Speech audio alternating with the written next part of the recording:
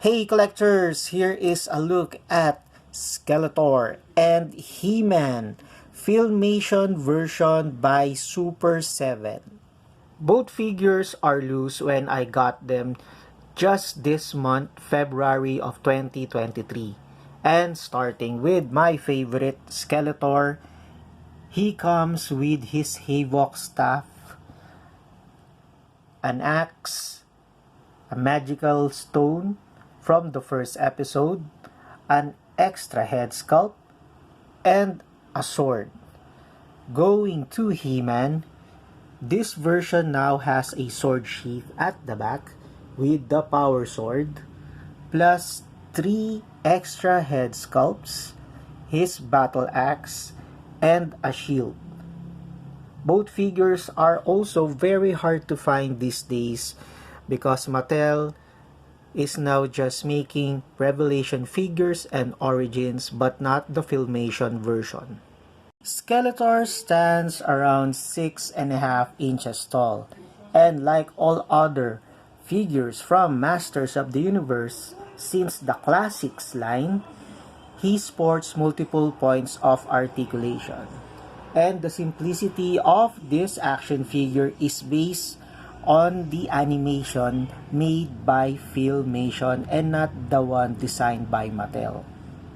And here is a look at the back of Skeletor. I really like how they designed the hood this time based on the Filmation cartoons. Unlike the previous figures of Skeletor from the 80s classic toys, from the Classics line, they redesigned the hood which looks weird and not the one that you can see in the cartoons. During the 1980s, when the first version of the Masters of the Universe figures were released by Mattel, I was always looking for this head sculpt which I always see in the cartoons. And before Mattel gave the license to Super7, they were able to replicate what you see. And in the cartoons, most of his shenanigans involve getting some kind of magical stone, and then he gets into a scuffle with He-man, and he runs away with his henchmen. And now we go to He-man. He also stands 6.5 inches tall, and his design is also based with the Filmation cartoon which we saw during the 80s. And here is the back part of He-man. Now we have a sword sheet where you can store the power sword whenever he is not holding it or he is riding Battle Cat. But the design is a little bit off because supposedly only the handle of the sword can be seen, and 1/4 of it is still jutting out from the sword sheet.